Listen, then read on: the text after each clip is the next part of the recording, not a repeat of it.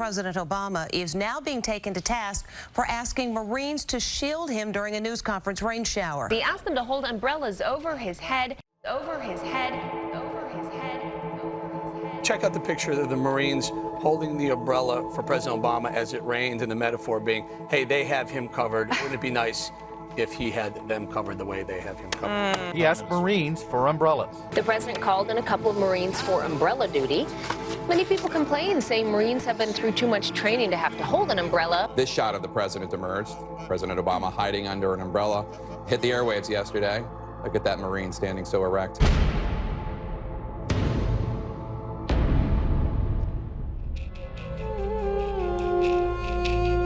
It was a symbolic moment today when the Marines came out and put the umbrella. They were protecting him. Maybe in this case, he should have been protecting them. Is there a more apt visual than this one? The disembodied arm of a U.S. Marine holding an umbrella over the head of our beleaguered commander-in-chief for him in the middle of a rainstorm. The Marines aren't supposed to do that because they can't properly salute. What is now being called Umbrella Gate. A blog Hot Air is demanding justice for the Marines. These guys aren't ballets. I mean, I guess he could have held it himself, right? I don't know. Yes, bring forth the umbrellas unto me.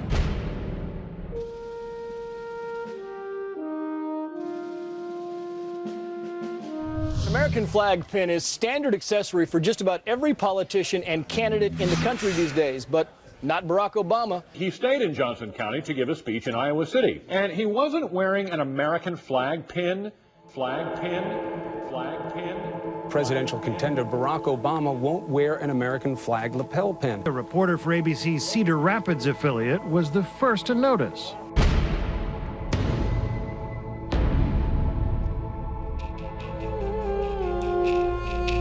They asked him about the flag pin. He didn't have really good answers. A no pin zone. You're taking the pin, the American flag off of you and saying, I'm not going to wear it, almost in a little bit of a protest, I guess. I think he's disrespecting the American flag. He's got to apologize to the people, for example, that are working the fields. There were Marines, were in the Army. It matters something to our troops. Why do we wear pins? Because our country was under attack. Barack, put on the pin. They just hate the flag.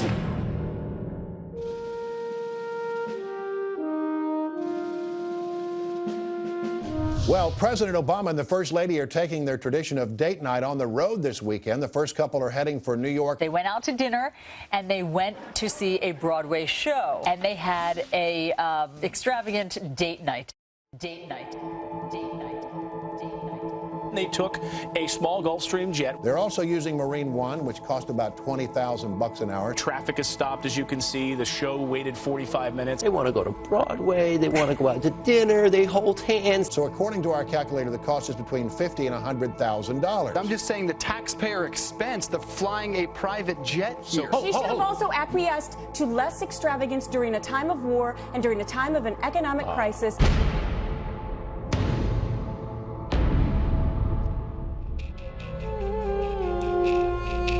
It is inappropriate while a country is suffering for him to spend $350 grand, to take a picture of the Statue of Liberty when you can Photoshop it for $20 as extravagantly with 3 planes, 2 helicopters. He maybe should have chosen a less extravagant kind of a date night. Should the taxpayers pick up the bill? Barack Obama is a millionaire. He can pay the tab himself. Why shouldn't he? Think about the message that President Obama and Mrs. Obama are giving to their 2 daughters, that we'd be willing to disrupt other people's lives around us. The emails are pouring in on this. The White House declined to say how much the trip was costing taxpayers. Boy, we'd like to know, like that Air Force One flyover for the photos. We'd like to know. Sure that. The President of the United States bowing to the King of Saudi Arabia. Obama's controversial bow. This president bowed before the Saudi king. The bow or just bending over. The White House said that wasn't a bow, but it sure looked like one. Here it is. He comes in, literally bows below his head and below his shoulder.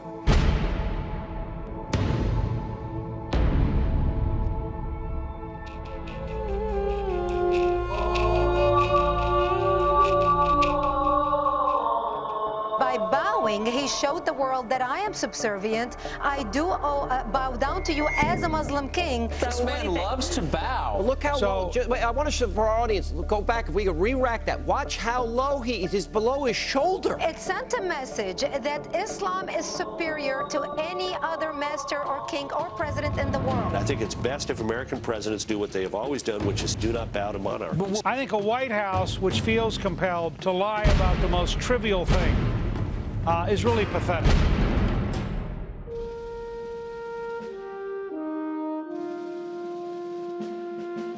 As you all know, President Obama is a real man of the people, and yesterday he dropped by a popular Virginia restaurant to grab a burger with his pal Joe. Now take a look at him ordering his burger with a very special condiment.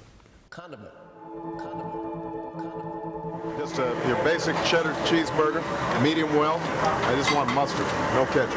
If you got like a spicy mustard or something like that, or a Dijon mustard, something like that, Dijon mustard, something like that, or Dijon mustard, something like that. President and Vice President had hamburgers for lunch. President reportedly had Dijon mustard. He asked if they had any Dijon mustard. Who eats a cheeseburger with Dijon mustard? What is that? He doesn't like ketchup? What kind of man orders a cheeseburger without ketchup, but Dijon mustard? All right, I hope you enjoyed that fancy burger, Mr. President.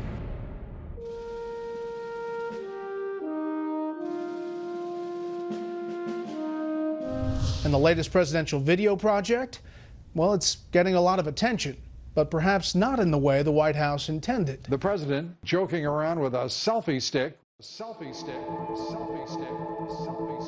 President Obama appeared with a selfie stick. Critics called it undignified. A lot of conservatives especially said this is not presidential, this is beneath the presidency. Why is he doing this? He's demeaning the office. Quote, a foolproof way to make yourself look like a self-absorbed ass clown.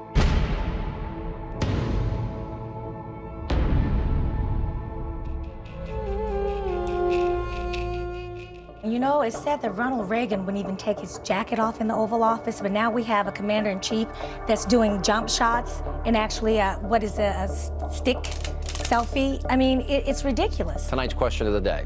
What do you think of that selfie? Yeah, that's your president. He's got a selfie stick. One conservative tweeted, quote, remember when the office of the president had dignity? And another wrote, quote, this definitely is a new low for our juvenile president. Here's the leader of the free world, the guy we trust with the button for the nukes, acting like a 12-year-old. It is ridiculous. It is beneath the President of the United States, but I think he thinks he can do no wrong. It is not only not befitting, but imagine what Reagan would have done in this situation. You saw that he employed a selfie stick in the White House. That's befitting the office? I just don't have words for that clip. Are we seeing a changing of the guard? Is the office not going to be as dignified as it used to be? Now the president is under fire again, this time for his clothes.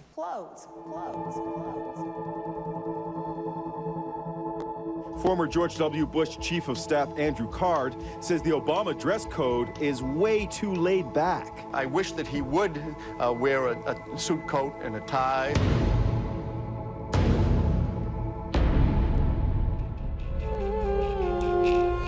There was something about this picture that really irritated the forces loyal to the last president. It shows Obama in the Oval Office not wearing a coat, but he is wearing a tie there. The president in the Oval Office without his jacket on. His photograph without his jacket while in the Oval Office, something I'll remind you that Ronald Reagan never did. I'm disappointed to see the casual, laissez-faire, shirt sleeves, no shirt and tie, no jacket, kind of locker room experience that seems to be taking place in this White House.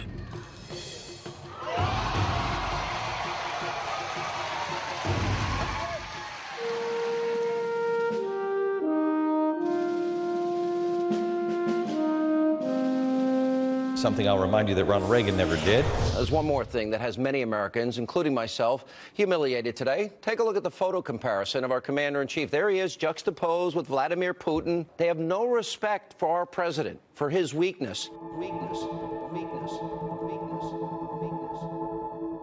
He wears a helmet when he rides a bike. The picture of him riding the bike with the bike helmet while Putin's got his shirt off. Shirtless on the horse and all that, and Obama was riding a bike with a helmet on.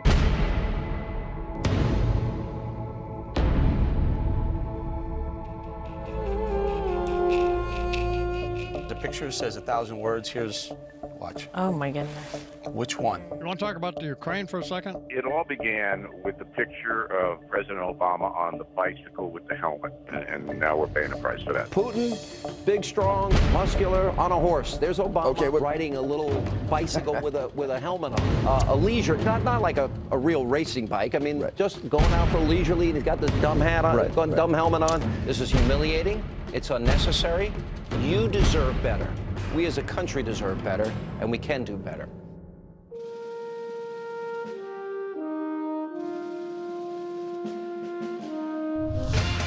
And new developments tonight on the fallout from what many are calling President Obama's latte salute.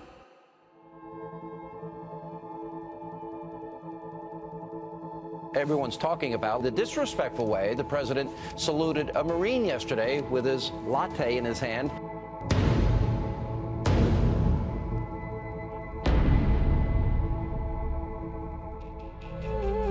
Here's the other problem with the picture.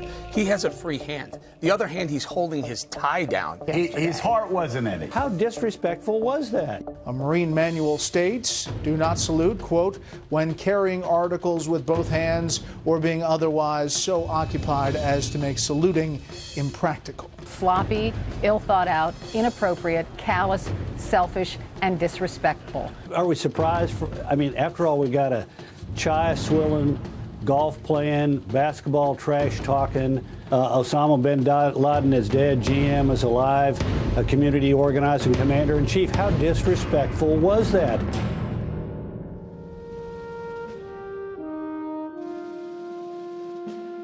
The president came out addressing reporters on Thursday, and he was wearing this tan suit.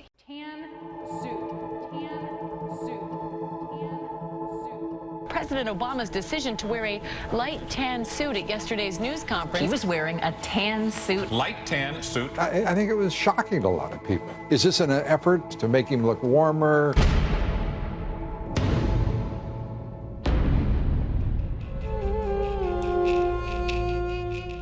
There's no way I think any of us can excuse what the president did yesterday. And then for him to walk out, I'm not trying to be trivial here, but in a light suit, like tan suit. Also known as Tangate. Tan suit, and how the tan suit made him look unpresidential. Whoever talked him into going into a tan suit, they're so desperate because of these low poll numbers, they're willing to do anything.